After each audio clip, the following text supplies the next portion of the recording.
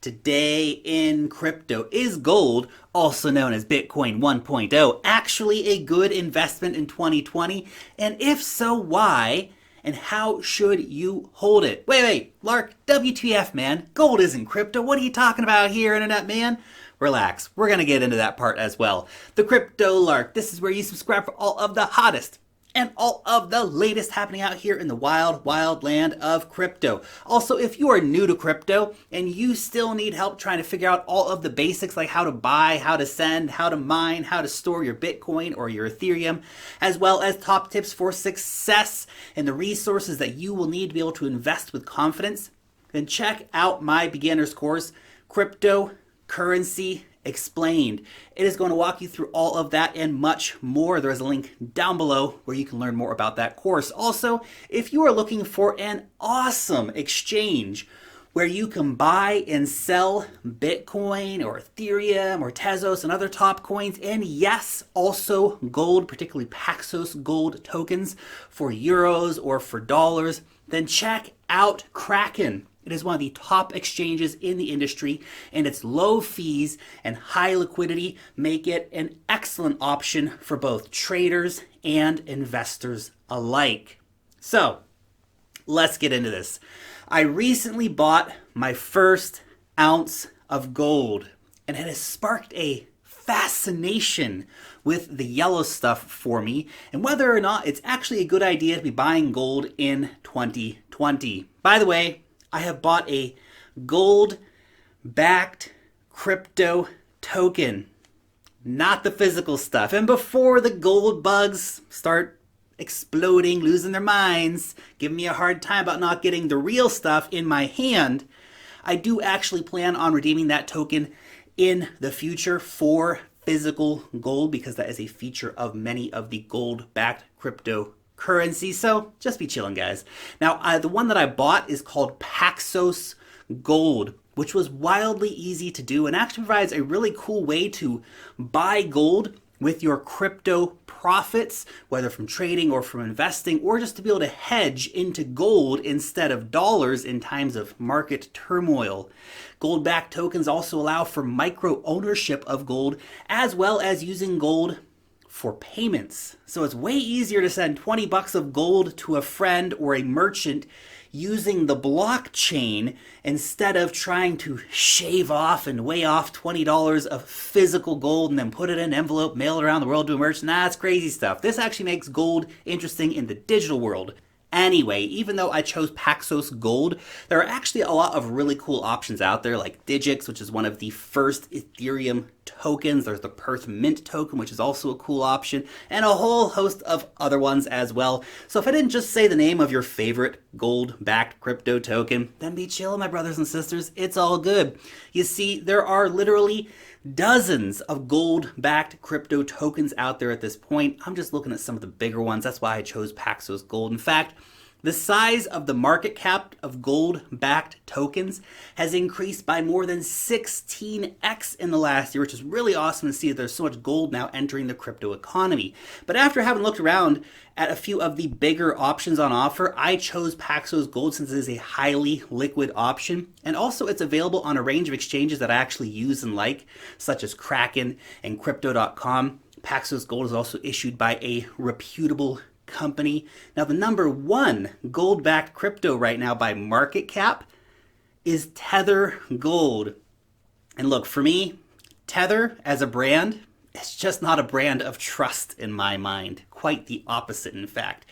But whichever gold-backed token that you end up choosing, if you do choose to invest in gold-backed tokens, then make sure that you read all the fine print and understand what it is you're actually getting and any associated fees, as there is indeed quite a bit of variance between the different tokens.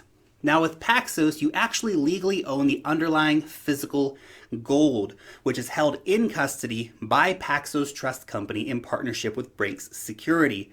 The tokens give you ownership until, of course, you redeem that token for physical gold products, or, of course, you sell that token on the open market for cash, or you transfer it to someone else. Then it's not your token, and someone else now owns that gold.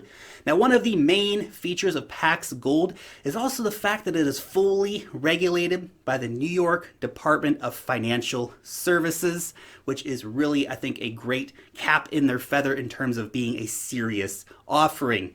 Gold-backed tokens, they really give you that really awesome, super quick access to get gold at spot market prices, and they allow you to be able to quickly hedge into gold instead of dollars if you are trading. And it actually makes gold basically as easy to trade as Bitcoin. Also, what is really cool is that most of these gold-backed tokens, certainly it's true of Paxos Gold, have the option to be redeemed for the physical yellow metal at any time. Now, the availability will, of course, depend on what jurisdiction you're in and how easy it is for you to access those redemption services, but it is available. Now, redemption fees can vary based on a few different factors, but in general, you're looking at costs that are much lower than the spot price premiums that are charged by the brick and mortar bullion dealers. That's something to keep in mind. However, even if you own the token and thus legally the underlying asset, you are obviously still relying on a third party to hold your gold for you, so that's something to keep in mind. But at least they don't charge you any storage fees. Well, most of them don't anyway. Paxos Gold doesn't. And redemption fees are quite low. So why would you want to hold gold anyway? Well, you see, gold shares a lot of the same qualities that make Bitcoin, Gold 2.0, really, really cool. Except that gold is ancient. Although gold-backed tokens, they're kind of modernizing the way that we exchange and understand and are able to send and use gold. But both gold and Bitcoin, they are scarce assets. There's no magical philosopher's stone that's going to magically transmute lead to gold to make more gold. Thus, no government can simply make more gold arbitrarily. It's either mined out of the ground or it's bought on the open market. Now, considering the current macroeconomic situation where banks are printing trillions of dollars of new paper money, where negative interest rates are becoming an all too common reality across the world, and where all the corporations have basically been deemed too big to fail and have been promised infinite liquidity of taxpayer or newly printed money to keep them afloat, investors, they see this and they're starting to seek out assets that are removed from these government forces of central banks. The two best, of course, are gold and Bitcoin. The pros of gold. Gold has a multi-thousand-year history. It's an indisputable track record that's really, really hard to compete with. Even, obviously, Bitcoin's 11 years old. Gold, thousands of years. Humans have long coveted gold, and this fascination, it has most certainly not vanished. Gold has retained its interest and fascination in humanity, as well as its value, particularly versus paper money, and it actually increases over time. You see, since President Nixon, this is a good example here for you, took the United States off of the gold standard in 1971, the dollar has declined in value against gold by 98%. Crazy. Gold is the true OG of investments. It has survived every market collapse, every bubble, every depression, every recession, every collapsed empire, and on and on and on. Ever in all of history, gold's still here. People are still investing in it. Taken across a high time frame, anyone holding gold over time has done very well to store their wealth. Gold also has that silly but very, very real, you can hold it in your hand and actually feel it kind of thing. That tangibility aspect is, important because we're apes and we like shiny things. What are you gonna do? Gold, of course, can also survive a complete collapse of modernity and still be used as money. If the lights go out, if the internet goes out, most people will be cut off from being able to use their Bitcoin, and yes, of course, their blockchain-based gold. But if you do have a small amount of physical gold, then you're going to be sorted out for the end of civilization, which we all hope is not going to happen anytime soon. Also, physical gold, it's easy enough to buy and sell on the market, but it's certainly not as easily accessible as Bitcoin or even, of course, gold-backed cryptos. When we consider that the bullion dealers out there, they charge big premiums and that you need to buy and sell within business hours. Doesn't fit very well with the internet age. Bitcoin spot markets, they also tend to be very, very clean, and only a tiny amount of fees are actually added on to any purchases that you make of Bitcoin.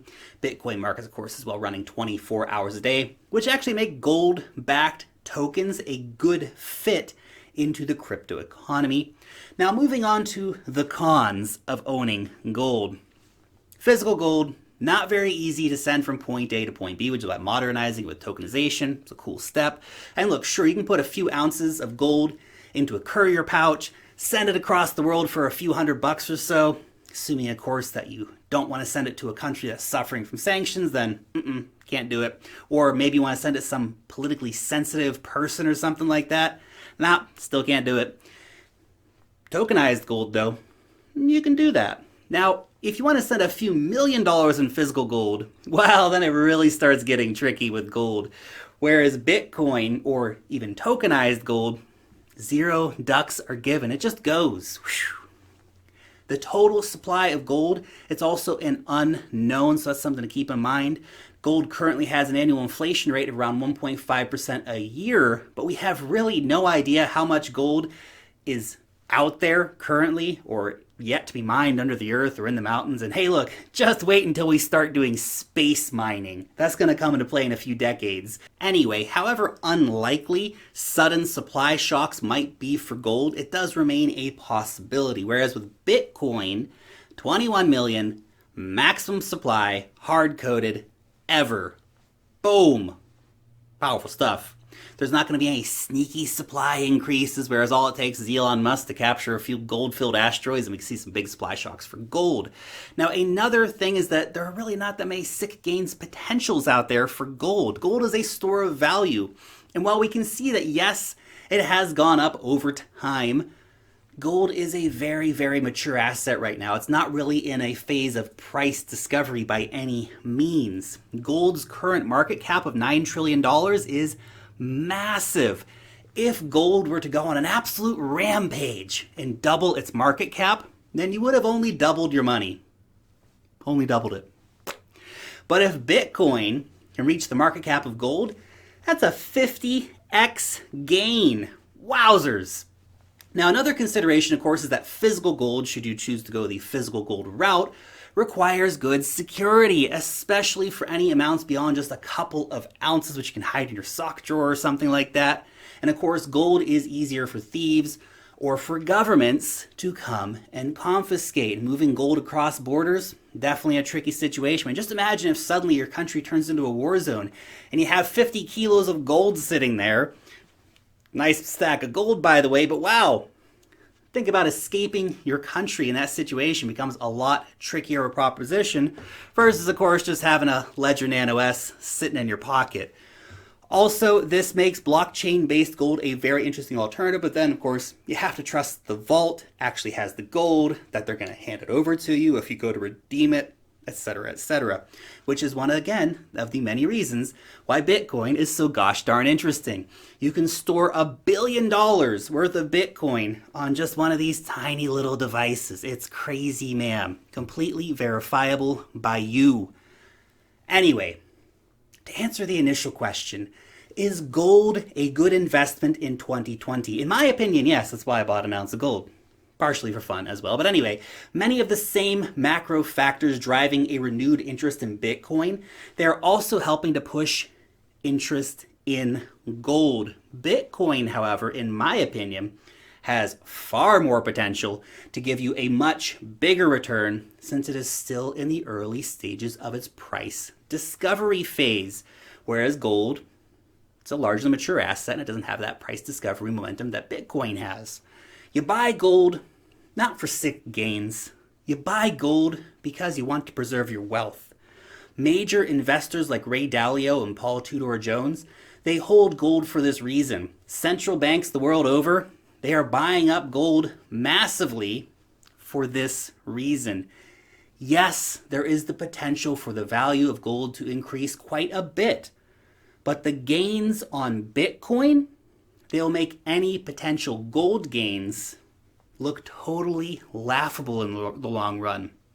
The increase in technological disruption that we're seeing right now and the increased interest by younger generations in gold 2.0, aka Bitcoin, versus gold 1.0, it's another big factor which is going to help drive Bitcoin upwards at a rate much, much greater than gold in the coming decades. Honestly, there's nothing wrong with holding both gold and Bitcoin. In fact, many Bitcoin investors also hold gold. Personally, I couldn't see gold occupying more than 3 to 5% of my portfolio, if it ever even gets to that. But yes, I will add to my gold stash over time. And actually, taking profits from crypto trading into gold is a very, very interesting alternative to taking profits in dollars, because we all know about the dollar and the problems that it has. Now, currently I only own 1 ounce of gold as mentioned, and it's on the blockchain, whereas Bitcoin is currently around 30% of my entire investment portfolio, and Ethereum is around 10% of my entire investment portfolio. I see the potential for the gains for these crypto assets to be much, much greater than gold. Again, gold is not bought for the sick gains. Quite the opposite. Gold is bought for gentlemanly price appreciation over a long period of time for sophisticated investors. So what is your opinion about gold? Do you invest in gold, or do you see gold as being too old-fashioned and Bitcoin is the future? Let me know what you think down below in the comment section. Very, very interested to have your opinion weighing in on this topic. Bitcoin or gold or both? Let me know. Anyway, your daily reminder, you're freaking awesome. Seriously, thank you so much for tuning in to watch today's video. I really, really appreciate your time and watching these videos and hitting the like button, subscribing to the channel, all that fun stuff. You guys know the deal. Hope you're having an awesome day out there, whatever you're doing, wherever you are. Long live the blockchain, and peace out till next time.